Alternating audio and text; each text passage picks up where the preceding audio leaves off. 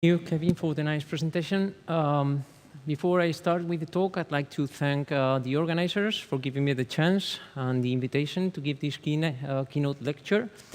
And also, before I start talking about how we can enhance and control light with plasmonic and non-plasmonic nanoantennas, I'd like to do something that, in my opinion, should be done every time we do a lecture like this, and it's acknowledge the people involved in what I'm going to show next, because without them, it wouldn't be possible.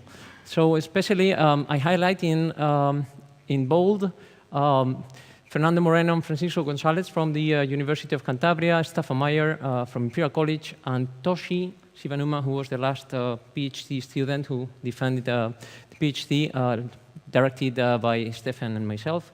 And most of what I'm going to show on dielectric nanoantennas has been made by Toshi, by this student. Also, other group leaders like Javier Izpurua, where I was working with in San Sebastian, and Rainer Hillenbrand.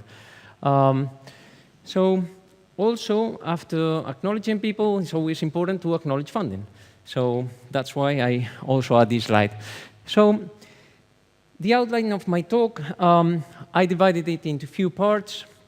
In the first part, I will make just a quick introduction for those of you who are not familiar with surface enhanced spectroscopies and what a nanoantenna, plasmonic and non-plasmonic is. In the second part, I will focus more on non-plasmonic ones. HRI will stand as high refractive index. Sometimes I will forget, and I will just say dielectric nanoantenna or non-plasmonic nanoantenna. As an alternative to these plasmonics for enhancing light, but with the nice characteristic of very low losses. And as you see here, being able to generate hotspots and electric and magnetic. Later on, I will show the experimental demonstration of this. Then, in the other half of the talk, I will focus also on the use of these dielectric nanoantennas or non-plasmonic nanoantennas, but for other applications like guiding or directing, steering the light with applications, for example, in nanocircuitry or selective sensing and spectroscopies. In part 4, I will move to non-linear application, like third harmonic generation. These nanoantennas, non-plasmonic ones, we'll see that when they are combined with metallic ones, are very interesting because they can enhance a lot the efficiency of the third harmonic generation.